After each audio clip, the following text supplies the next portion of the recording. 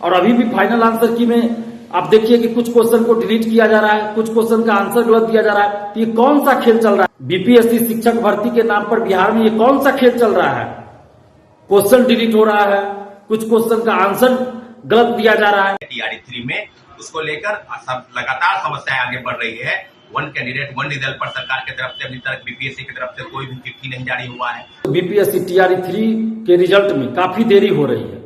जिस प्रकार टीआरई 1 और टीआरई 2 का रिजल्ट आया था और उसका जो आंसर की जारी हुआ था, उससे अगर हम तुलना करें तो टीआरई 3 के रिजल्ट में काफी देरी हो रही है और आंसर की जारी करने में भी काफी देरी हुई है। आखिर इतनी देरी टीआरई 3 में क्यों हो रही है? टीआरई 2 के समय आंसर की जब जारी हुआ था तो परीक्षा समाप्ति के 3-4 घंटा के बाद ही आंसर की जारी हो गया था और टीआरई 3 में परीक्षा समाप्ति के 1 महीना 1.5 महीना के बाद आंसर की जारी हुआ और अभी भी फाइनल आंसर की में आप देखिए कि कुछ क्वेश्चन को डिलीट किया जा रहा है, कुछ क्वेश्चन का आंसर गलत दिया जा रहा है। तो ये कौन सा खेल चल रहा है? शिक्षक भर्ती के नाम पर, बीपीएससी शिक्षक भर्ती के नाम पर बिहार में ये कौन सा खेल चल रहा है?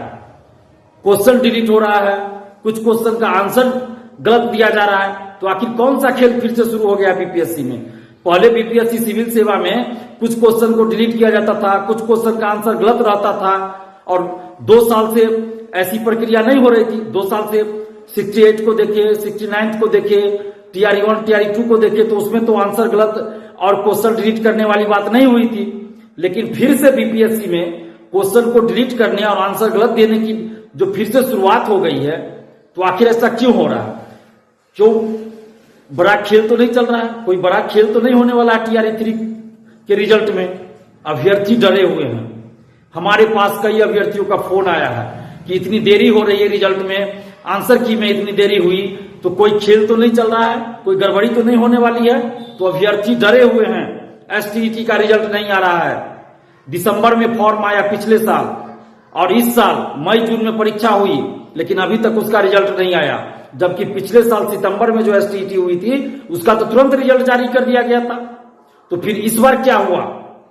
और एसटीईटी का सितंबर में विज्ञापन आना था, विज्ञापन नहीं बल्कि सितंबर में तो एग्जाम भी होना था, तो अभी तक विज्ञापन भी नहीं आया एसटीईटी का। जबकि सरकार ने उस समय घोषणा की थी कि साल में 2 बार एसटीईटी होगी और सितंबर में दूसरा एसटीईटी होगा। लेकिन सितंबर बीत जाने के बाद भी अभी तक एसटीईटी का विज्ञापन तक नहीं आया है। तो आखिर ऐसा क्यों हो रहा है? उस समय इन लोगों की काबिलियत थी, बीपीएससी के पास पिछले साल बहुत काबिलियत थी कि तुरंत एग्जाम ले लिए, तुरंत रिजल्ट दे दिए, और इस बार काबिलियत नहीं है बीपीएससी के पास। इसी तरह बीएसईबी के पास उस समय काबिलियत थी पिछले साल कि हर बारी में एसटीईटी ले लिए और तुरंत रिजल्ट दे दिए, फॉर्म भी ठीक से भरने नहीं दिए लोगों को, परीक्षा का तैयारी का भी समय नहीं दिए, तुरंत हर बारी में परीक्षा ले लिए। उस समय बहुत काबिलियत हो गई थी एसटीईटी कराने के लिए बीएसईबी के पास। और इस समय कौन सी आपकी काबिलियत कहां चली गई कि दिसंबर में फॉर्म निकला, अभी तक आप रिजल्ट नहीं दिए हैं। सितंबर में दोबारा एसटीईटी होना था, अभी तक आपने विज्ञापन नहीं निकाला, तो ये काबिलियत कहां चली गई आप लोगों की? क्या इसको ये माना जाए कि पिछले साल लोकसभा का चुनाव होने वाला था इसलिए इतनी हड़बड़ी की गई टीआरई 1 टीआरई 2 में और एसटीईटी में, और इस बार अभी चूंकि तुरंत कोई इलेक्शन नहीं होना है तो इसलिए देरी की जा रही है? कई फर्जीवाड़े जो है वो सामने आ रहे हैं टीआरई 1 से लेकर टीआरई 2 तक। तो दोनों मामलों को लेकर हम लोग सरकार के पास, बीपीएससी के पास हम लोग आवेदन के माध्यम से सूचित कर चुके हैं कि टीआरई 1 और टीआरई 2 में जो हुआ, पहले जो है सर्टिफिकेट का वेरिफिकेशन वो अपने स्तर से पहले करा ले, क्योंकि यही विवाद जो है आगे जाकर शिक्षा विभाग और बीपीएससी में तू मैं की जो स्थिति बनी रही वो इस बार विवाद के रूप में सामने ना आया। और दूसरी तरफ वन कैंडिडेट वन रिजल्ट, क्योंकि अभी जो बात सामने आ रही है उसमें है कि 1 to 5, 6 to 8 और 9, 10 यानी कल 9, 10 का भी औपबंधिक जो है फाइनल आंसर की जो है वो जारी कर दिया गया है, और दूसरी तरफ 11, 12 का जो आंसर की है वो बाकी है। तो जो बात है कि रिजल्ट के पब्लिकेशन में जो देरी हो रही है उसके पीछे जो मुख्य वजह है वो रोस्टर क्लियरेंस का मामला चल रहा है, और नए जिलों की 9 जिलों की जो सूची है वो बनाकर शिक्षा विभाग और बीपीएससी को भेज दी गई है, जो 50% आरक्षण के मुद्दे को लेकर अभी बात हो रही है कि आखिर रोस्टर क्लियरेंस का जो मामला है वो आखिर कब तक सुलझेगा। आखिर वन कैंडिडेट वन रिजल्ट के मामले पर बीपीएससी क्यों नहीं अपनी चिट्ठी निकाल रही है कि हम पहले डॉक्यूमेंट का वेरिफिकेशन कराएंगे, या 1 से 5 तक का, या 6 to 8 तक का, 9, 10 का, 11, 12 तक का, जितने भी कैंडिडेट हैं जो गलत तरीके से, फर्जीवाड़े तरीके से अपना डॉक्यूमेंट बनवाकर और अलग अलग जगहों से, चाहे वो सर्टिफिकेट डोमिसाइल का मुद्दा हो, दूसरे राज्य के लोग बिहार में डोमिसाइल बनाकर बहाल हो गए हैं और कई जिलों से सूची जो सामने आ रही है उसमें। दूसरी तरफ 6 to 8 का मामला जो चल रहा था उसमें कई चीजें सामने आई है कि 90% यानी सीटेट जो छात्र हैं उनको कम से कम 90% मार्क्स जो है वो इस परीक्षा में लाने की जरूरत है और वो जो है उनका 90 नंबर से कम होकर वे बहाल हुए हैं, उनको बहाल किया जा रहा है माननीय उच्च न्यायालय के आदेश के बाद। फिर एक और मामला सामने आया है कि कई ऐसे दिव्यांग अभ्यर्थी हैं जो TRE-1 में दिव्यांग नहीं थे तो TRE-2 में दिव्यांग हो गए और वो बहाल हो गए हैं।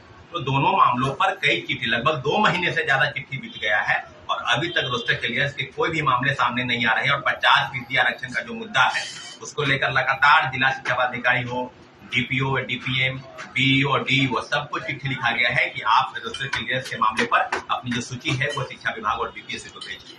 तो हम लोग का स्पष्ट कहना है और जितने भी शिक्षक अभ्यर्थी लगातार ये भी मांग कर रहे थे कि हम लोग का जो आंसर की है औपबंधित जो प्रोविजनल आंसर की है उसमें भी 7-8 प्रश्न ऐसे हैं जिसको गलत उत्तर बताकर वो जारी किया गया है।